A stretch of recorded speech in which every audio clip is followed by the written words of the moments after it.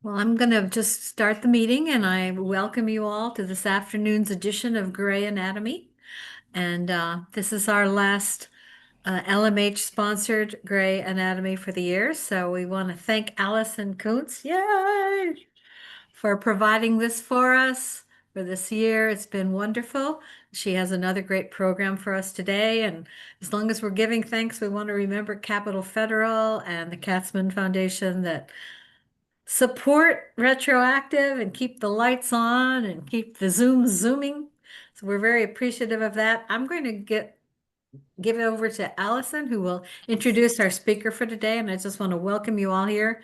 Thanks for coming, and let's hear all about functional fitness. I'm looking forward to it. So thank you so much, Laurel, and just thank you again to the library for letting us be part of this program. I'm actually coming to you today from the library. So we are partnering to do blood pressure checks once a month here. So you can look for our website if you want to come in and get a free blood pressure check. So again, all that will be on our website. I also wanted to let everyone know we have a free Stop the Bleed training that is happening this Friday at the hospital. It's over the lunch hour.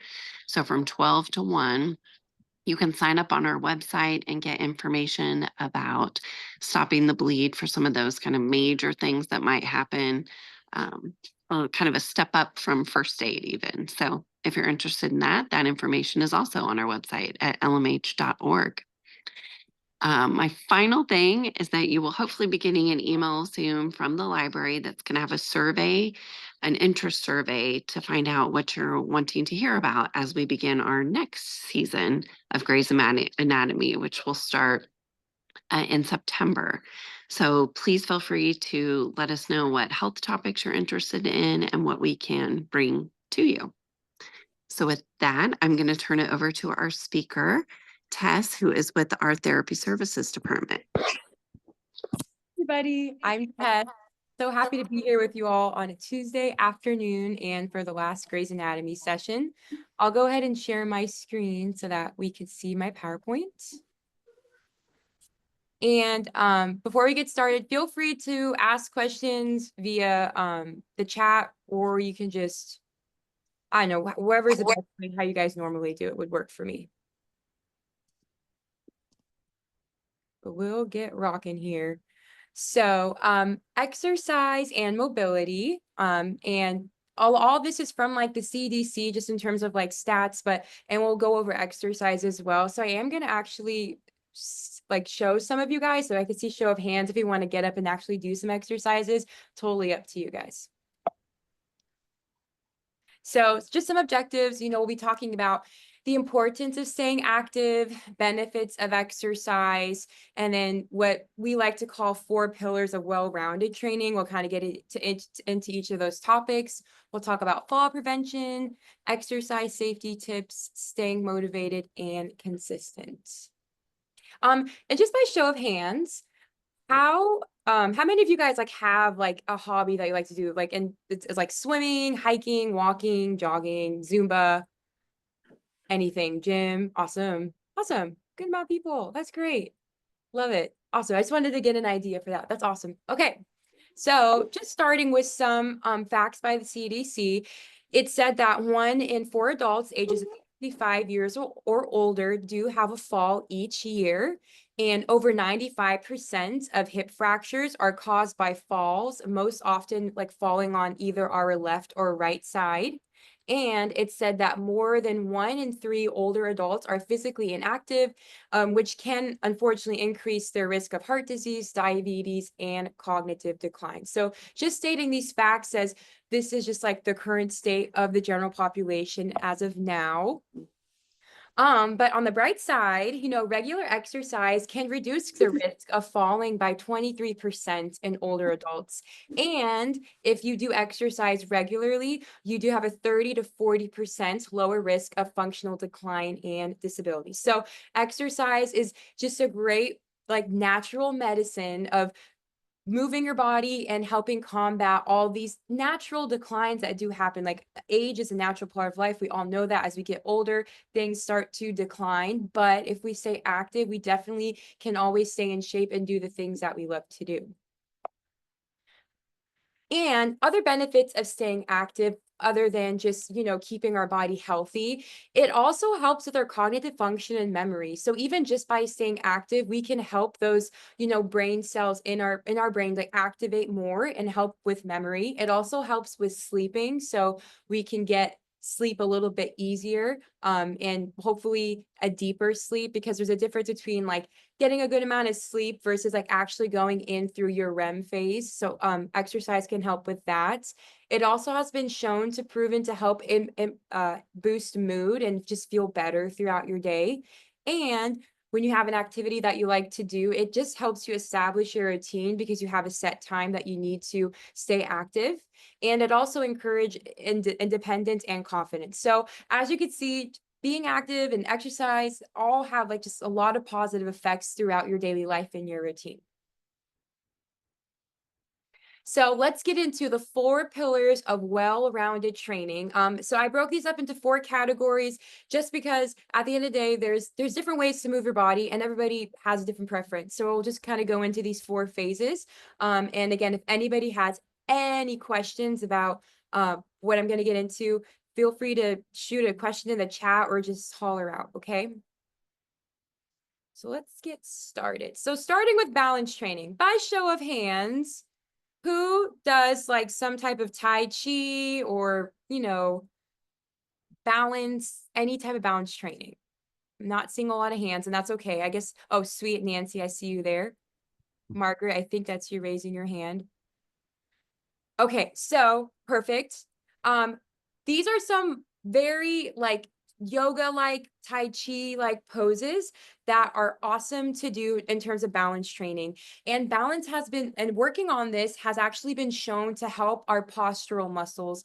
What our postural muscles do when we're reaching overhead for things in the cabinet, when we're reaching to the side or standing for long periods of time, those are the muscles that get activated the most. So doing stuff such as balance training can help like increase the endurance and stability of our postural training muscles.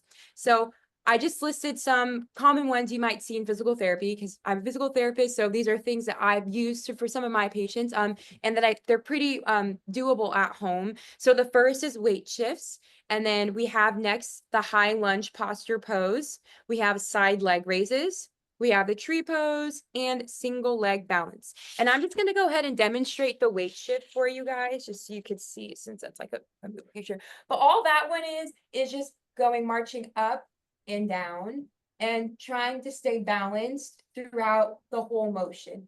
And of course, doing all these within a safe environment and having something by your side to hold on to if you need it. But again, just incorporating these 2 to 3 times a week. You can do each of these 3 to 4 sets. And I would say doing it for time. Like for example, the weight shifts, you can do a minute and then take a break. For the high lunge posture, since that's like a pose and you're holding it, you can try for 3-second hold and then increase your time up to 10 seconds. Would anybody like me to demonstrate any of these other exercises? I'm just going to go through here, or feel free to put something in the chat.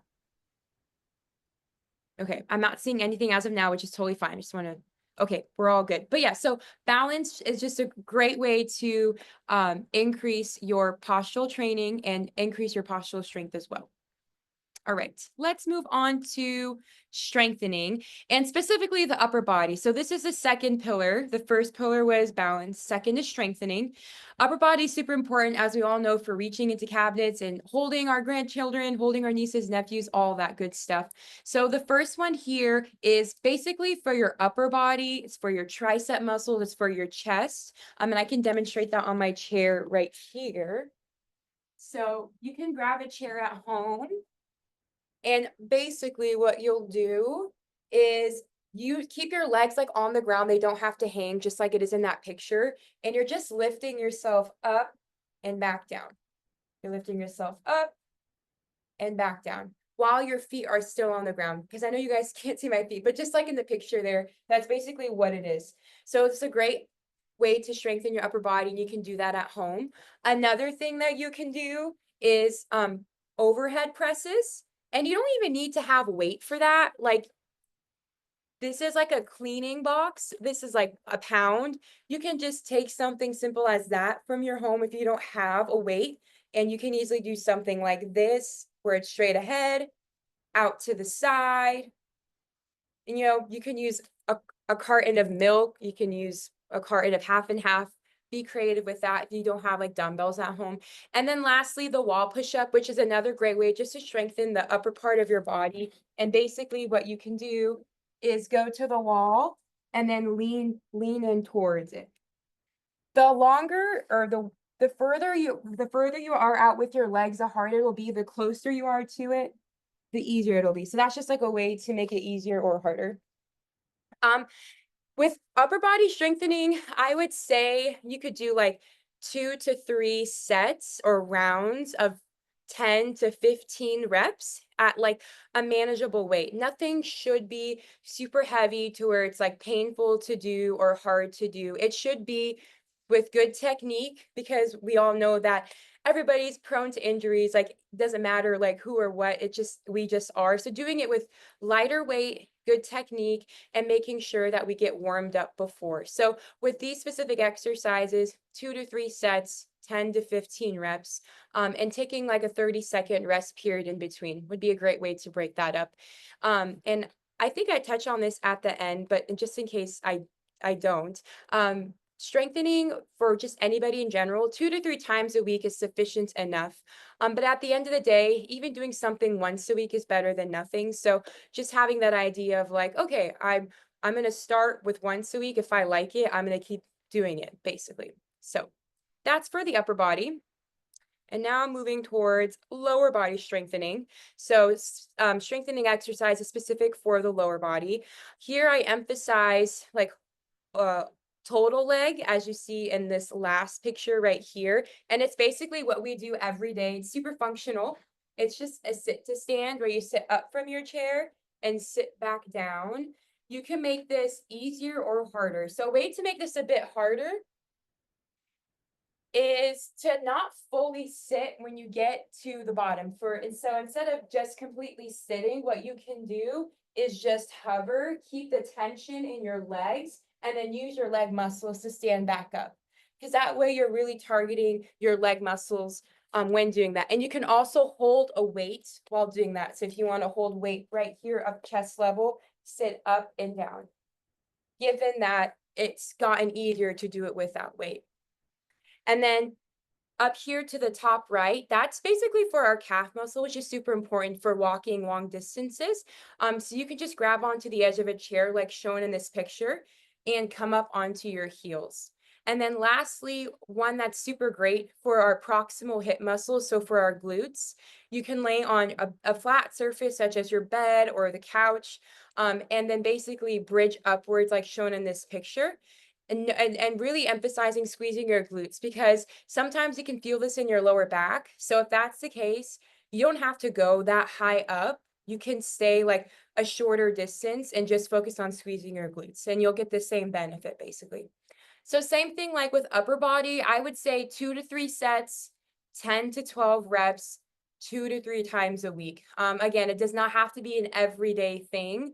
But in order to make those meaningful strength gains, we do need to at least do this twice a week. But again, one time is better than none. So I really don't like the all or nothing method, because I just feel like we all have busy lives, we all have things going on. So again, just starting off small with that once a week and then building off of that to 2 to 3 times a week.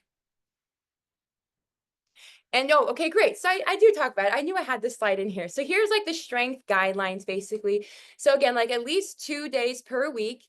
And in terms of intensity, for something that's like a weight that feels moderate to hard. So I would say out of like if 10 was the heaviest thing you've ever lifted.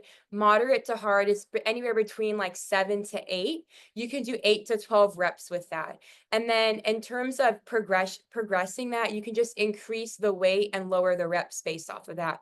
And then here in terms of form and safety, just like I said before, maintaining good quality of movement. So trying not to do things too quickly, staying controlled and slow movement. And then also good rest. Like I feel like a lot of us think that, we have to do something every single day. Rest is important too, especially when it comes to strength training. So that's why it's not like a daily thing. We do want at least 24 to 48 hours in between strength sessions so that our muscles can fully recover.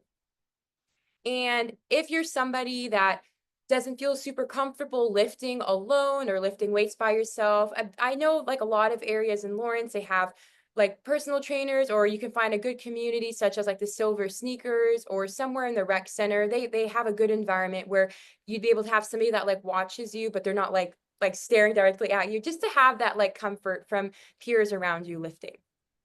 Any questions about that? I'm just gonna look through.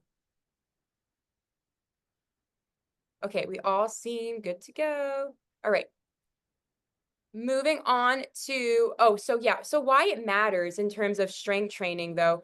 As we all know, muscle mass starts to reduce as we get older. So that's called sarcopenia, and that's just a reduction of muscle mass. So we do have the ability to minimize that just by strengthening 2 to 3 times a week. Again, that does not stop the natural process of losing that muscle mass, but we can greatly minimize the effects of it by keeping up strength training.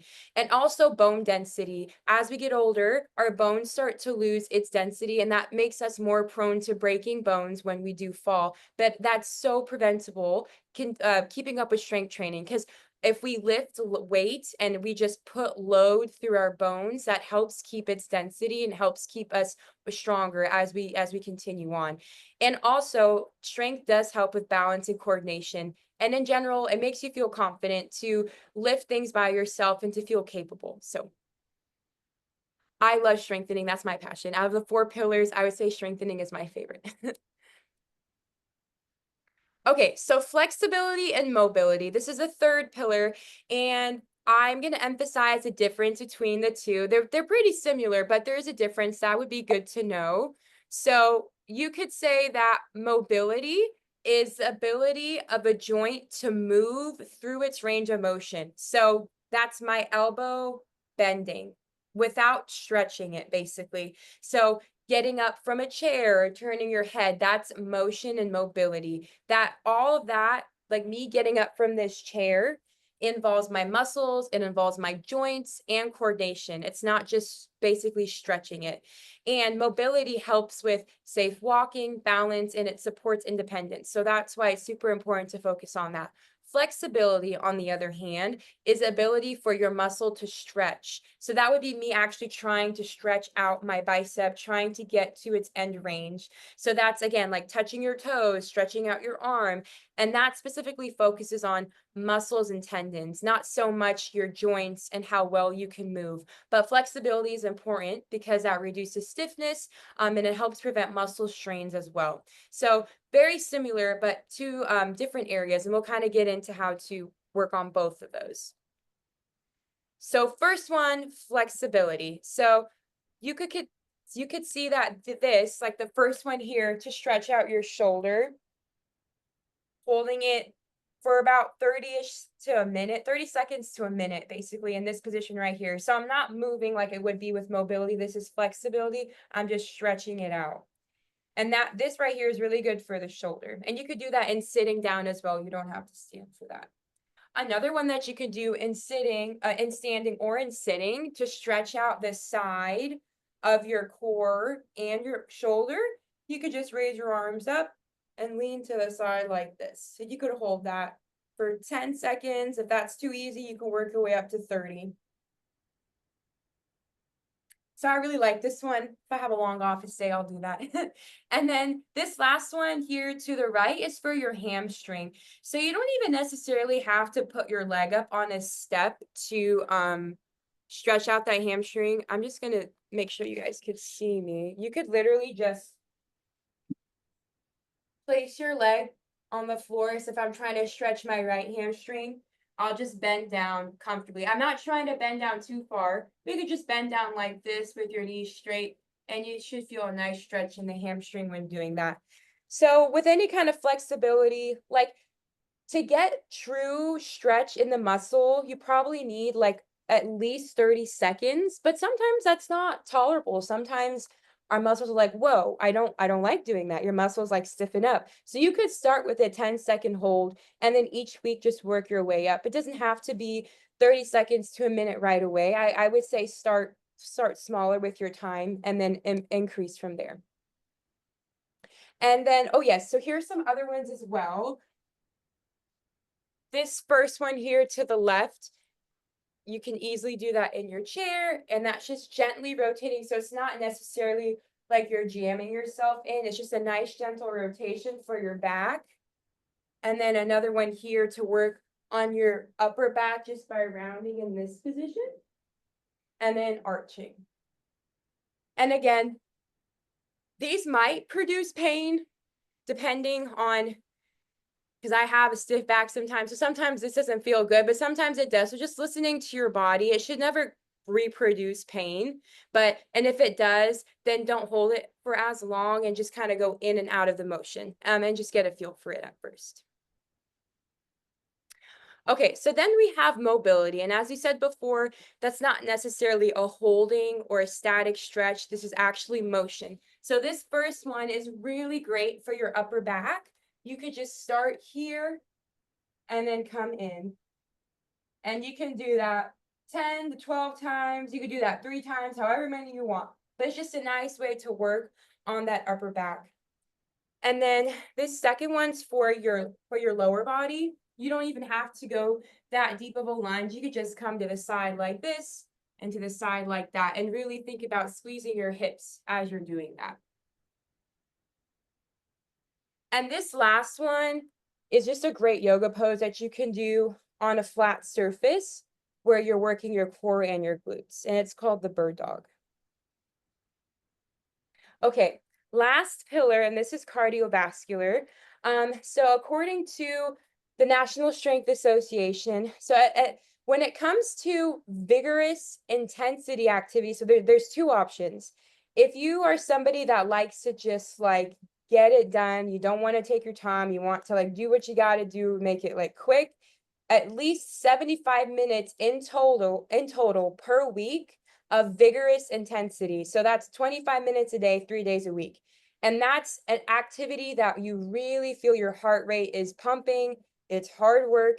And it's like you can't do more than 25 minutes, basically. So that could be something as an example, hiking up a hill or hiking up like an incline to some extent, going for a jog, intense cycling, a really intense Zumba class. Again, anything that's like, if you did more than 25 minutes, it would be a really big challenge. The second alternative, if you do like to take your time, is a moderate intensity aerobic activity. So that's at least 150 minutes per week. So that's 30 minutes a day, 5 days a week. And that's something like a brisk walk, a low intensity Zumba class, something as mowing the lawn, or even like an aerobics class as well. So at the end of the day, though, all of these can be turned into something pretty intense. It's just depending how fast and vigorous you're doing it. So, and I just put these guidelines just as a reference for you all.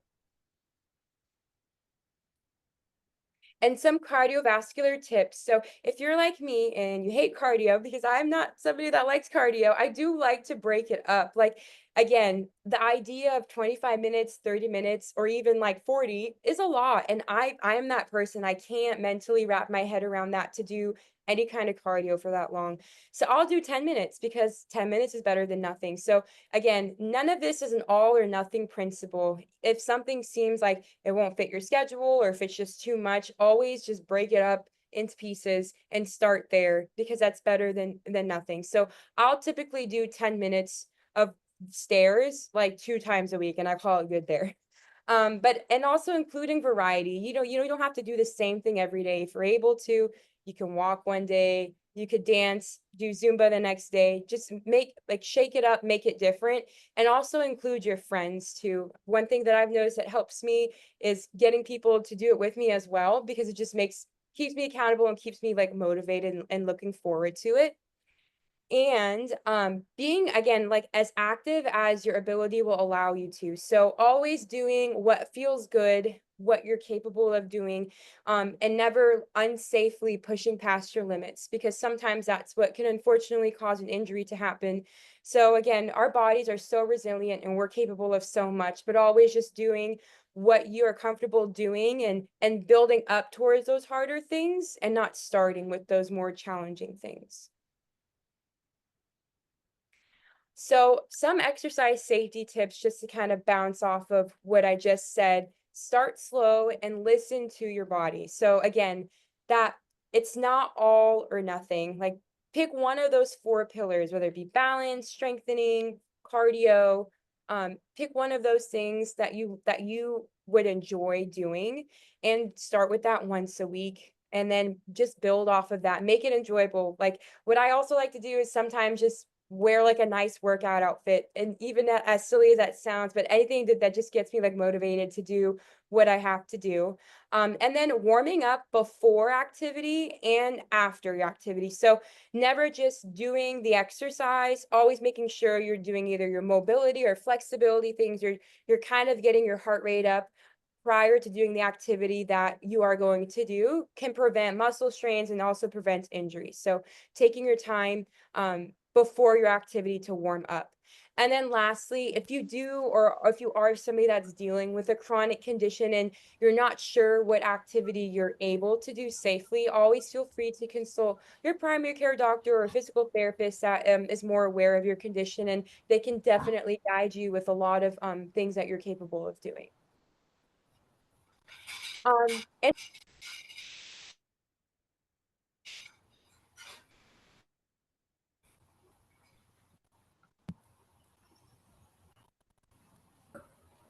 so sorry, how long was I muted for?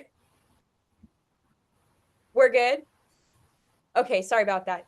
Okay, so basically, yes, fueling your body, like just, they always say strength gains or whatever workout gains is like 70% the kitchen, 30% the activity that you're doing. So always making sure that we're eating healthy food that fuels our body, that allows us to feel good, and we're never working out on like an empty stomach unless like that's something that you have to do due to a certain condition. But in general, always just starting off the day with a good meal, having good food before you work out and after the fact will help your muscles grow more, will help you feel better and stronger during your workouts.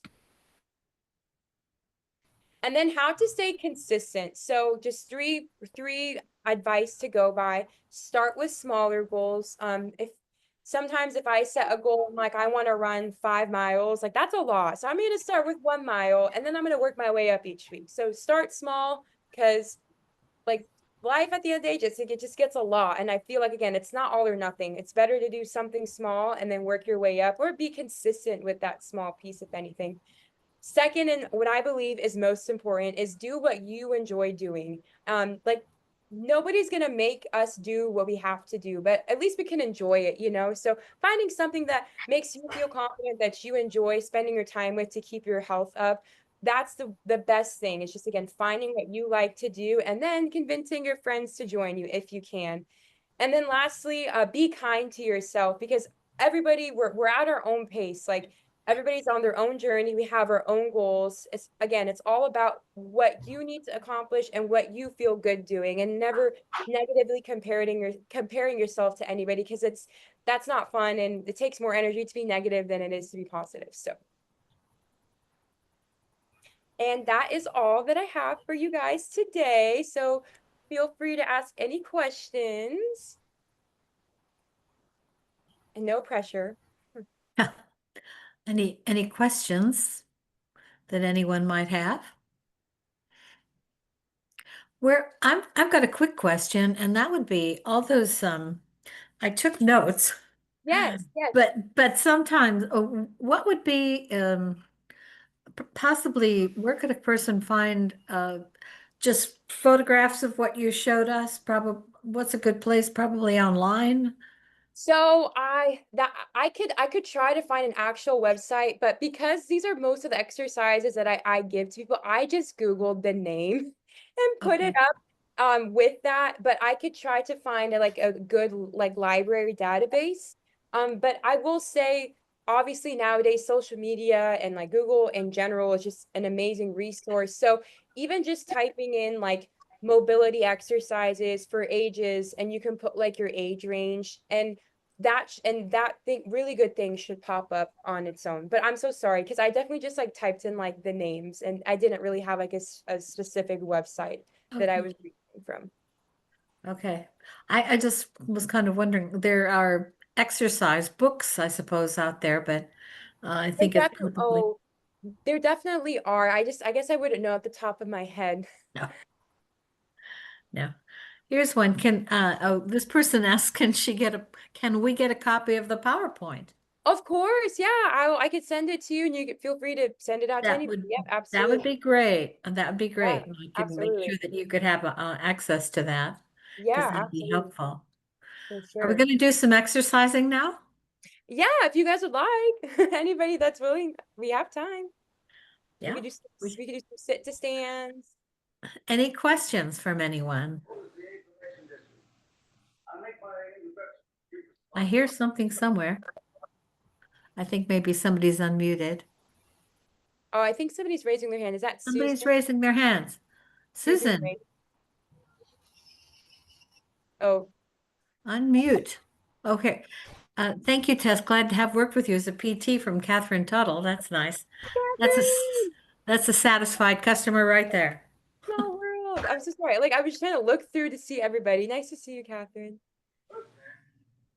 Susan, did you have a question you wanted to ask us? We talked about this Zoom, talk about exercise and stuff. I don't hear you very well. Sorry, I can't hear well either. I don't know if I it's can't hear. I don't know if I don't think you're muted. Maybe put it in the chat box.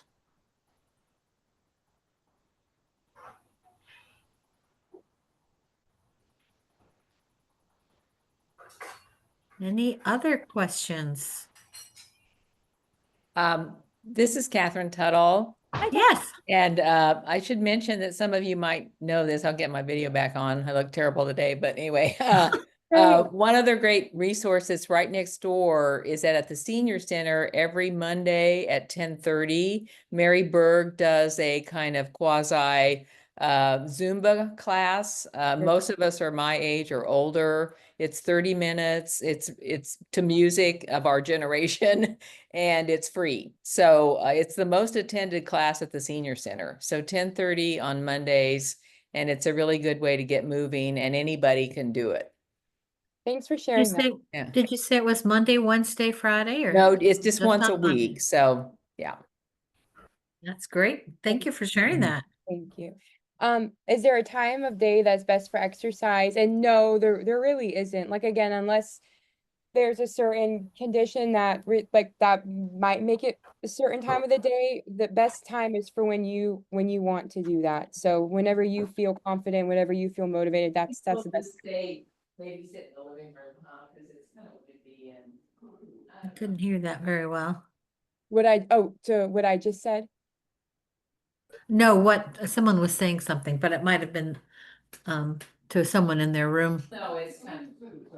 No, it's fine if it's nice. We'll see. I think somebody's talking on the phone. I'm not sure. Any other questions?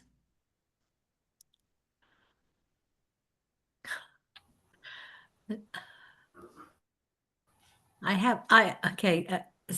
I see lights going on and off, but not. I was just thinking I might have a secret to share.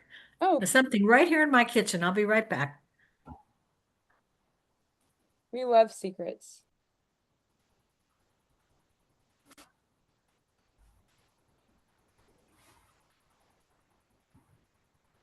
This is something that I struggle with. Sometimes I just need to get around to it. I bought I these at love a little wood shop in Amana. That's so Yes, great. yes, but I think we could all have trouble as soon as I get around to it. That would be really helpful. And please email me if you want one. I have 7 of them. Oh, that's great. And I'll be glad to share around to it with you to remind you that you need to get around to it and nothing to do but just do it. There was a thank you from someone in the chat. I'll take a look at that again. Thank you. A copy of the PowerPoint. Yeah, I saw those. Excellent. Someone said it's good she's moving. Yeah. It's a good time of day for exercise. I thought I'd heard that, if you exercise too close to bedtime, that would, you get a better benefit if you do it in the morning. But you told us that's not necessarily the case. No, not necessarily. Not anything that I can think of. Like, if there is, at the end of the day, it's not like at the end of the day, what's important is that you're doing it. So there's no like, oh my gosh, the morning time, you're gonna get this much benefit. Like it really, if there's a better time, it's not anything that's like you need to be doing it at this certain. It's just, yeah, it's mostly, this is just a PT kind of program, senior fitness. Oh, yeah, I need to email somebody about this. I think somebody's having a conversation. Okay, so really anytime you can get around to it. Yes, anytime you can get around to it, exactly, yes. Yeah. That's the best time. I would say, I mean, like, if you end up working maybe before bedtime, and that's something you've never done before, you might realize sleeping might be a bit harder because your just nervous system's awake. Or if you worked out in the morning time and that's new to you, you might go to sleep really early. So it affects things in that way, but there isn't anything like, again, just whatever time works best for your schedule is the best time. Okay. Tess, can you hear me? Yes. This is Susan. Hi, I figured out how to get my sound to work. Sorry. No, you're fine. About mobility of the neck. It seems like a lot of us are on devices anymore. And so there's a lot of stiffness in necks, shoulders. And I noticed some of the things you were providing would help with that. But I wanted specifically if you had any suggestions for neck stiffness. I guess I have suggestions for very general neck stiffness that's not associated with like any surgery or anything like that. So for general stiffness,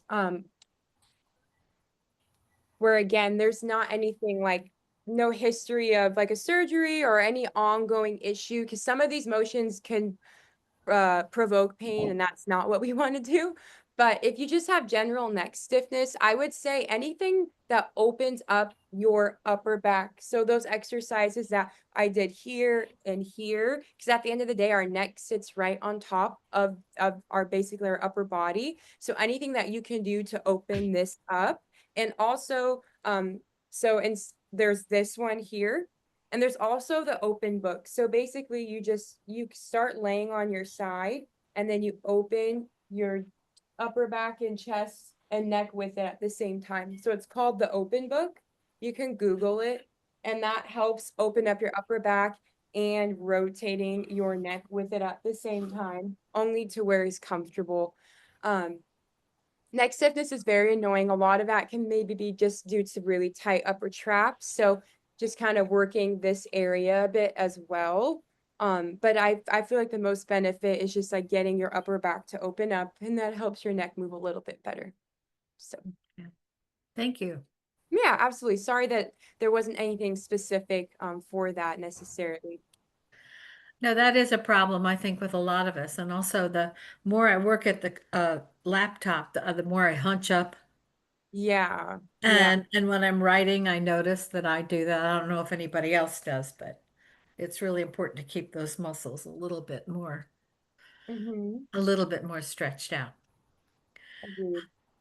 Any advice for us about shoes? I know I'm always on the quest for the most comfortable shoes, and I know that it depends upon what's going on with your feet, but are there any Any It- general things you can help us with as far as that goes? You mentioned putting on a nice outfit, but sometimes comfortable Yes. feet are a consideration for people of my age. It really does depend. Like, so I'm sure you guys heard of like the barefoot shoe like trend that's happening where I'm wearing one right now. So it's like a shoe that you can like it's super bendable. There's really no cushion. It's like zero drop and has like a really wide toe box so that your Yeah. toes are smushed. So I would say that like it took me a long time to get used to this, and honestly, I'm not sure why I wanted to get used to it. I do like these shoes, but they don't work well for everybody. So I wouldn't say that this is like a go-to, but what I do recommend is a shoe that just allows you to feel the ground that you're walking on. Like too much cushion, again, if as long as you don't have any bony injury going on, too much cushion can sometimes make the surface feel more wobbly and you don't really understand, like your feet doesn't understand like where it's walking. So I would just say like a general rule of thumb is like a shoe that allows you to like feel the ground and it also doesn't like scrunch your toes up too, because our toes really help our balance. So if our toes are really squished in a shoe, we're not going to be walking as steady as we would if our toes are spread out. Mhm. I've seen also when I'm looking at shoes, and maybe some of you have them, something called recovery shoes. They're are sandals. They're maybe people who are able to run a marathon, come home and wear those around the house because their feet are really unhappy with them. I personally haven't heard that, but I mean that sounds like it makes sense because like again, like that's what I'm saying, like especially like a barefoot shoe. Sometimes walking barefoot, if you've been on your feet all day and if Right. you have bony issues, like if you're like you have osteoarthritis in your feet, that doesn't feel good to just have that hard ground underneath. So having a good shoe slipper where there is some cushion, but again, not like a overload amount of cushion, just the right amount is definitely beneficial. Yeah, I have a set and they're really nice when my feet are a little achy in the morning because I do have some arthritis. Yeah, so that's But definitely after a while, they're tiring because it kind of feels like you're walking in sand, yes. Yep. which which sets a whole different situation up in your leg. And after a Yes. while, it feels good to take them off. Yeah, for sure. Okay. Any other questions from anyone? This is your chance.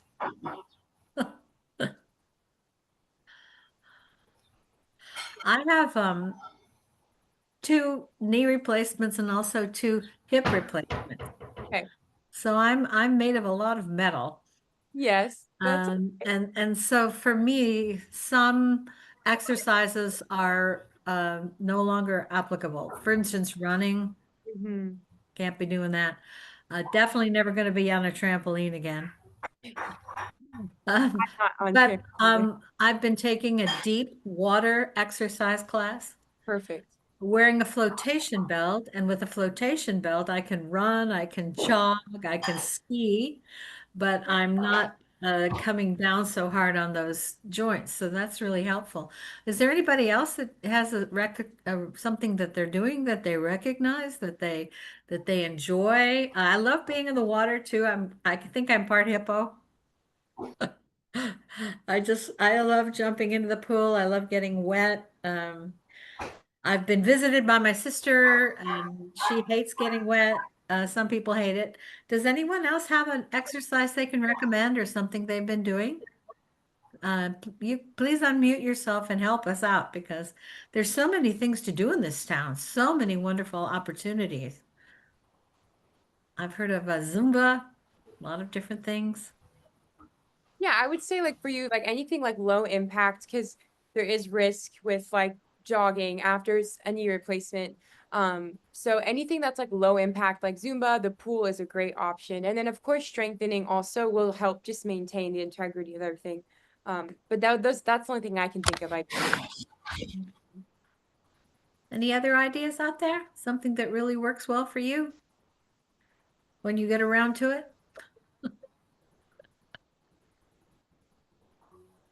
Okay, do you want to lead us through just a couple of simple ones? Those of us who are watching you and we can Like do we can do for, a couple exercises with you if you like. yeah, sure. We have a couple minutes left.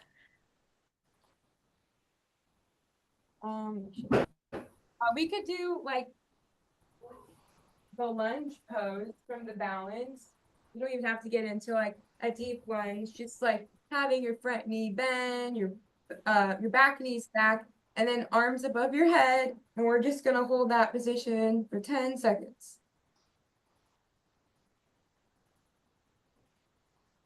They just go up like this?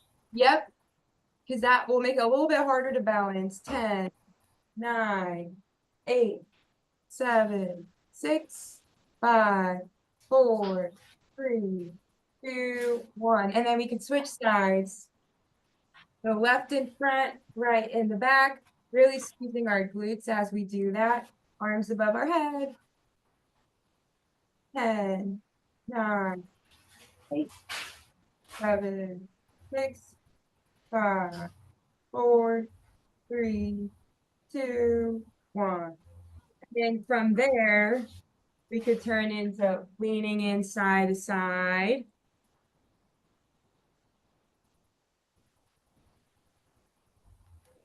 We'll go 10, 9, 8, 7, 6, 5, 4, 3, 2, and done. And then from there, we can hold a mini squat with our arms out like yoga.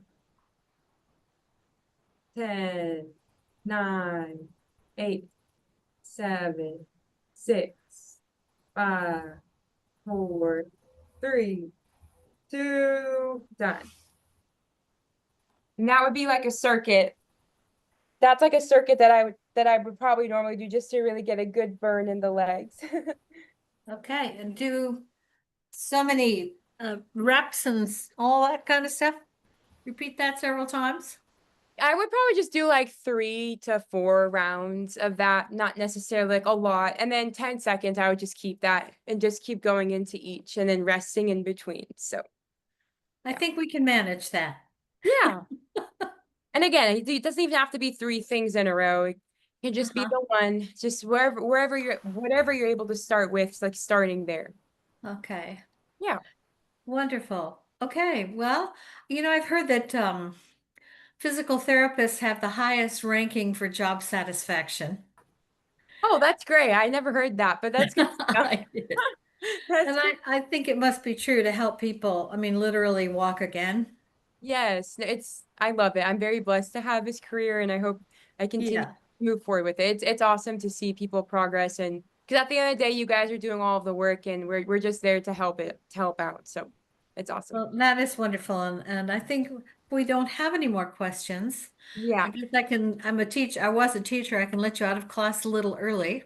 That's great. So you can go out and start practicing your exercises. But thank you so much for being with us today. And thank you for demonstrating the lunge. It's really not lunging, but placement. One thing I noticed while doing those was that on one side, I'm much stronger than the other. Yeah, that's the thing too. Like you'll notice like what side you start to favor and that Yeah, just yeah. on both of those sides. So Well, for me, it's probably the one that was operated on most yeah, most right. recently. Probably. Anyway, thank you again. Thank you so much. Thank you everybody for being here. We Thank you. will be seeing you next month. We are going to do some outside the box of Gray Anatomy, outside the LMH box. Not that that's not a great box. We're going to talk about dentistry next time, and we're going to hear from a new dentist in town who has some alternatives. So he will be our speaker next time. But gosh, Tess, thank you so much for being with us. Thank you for having me. It was so great to get to You talk bet. to you all, and I really appreciate it. Thank you so much. Yeah, and thank you for the everybody. work that you do for all of us. We Thank appreciate it. you. Appreciate you Okay. guys as well. Thank you. Okay, bye. Okay, bye everyone. Get Bye. out there and move something, will ya? Gee whiz. Get to Okay. it. You can see me for a round to it. Okay, see you next time. Thank you. Bye.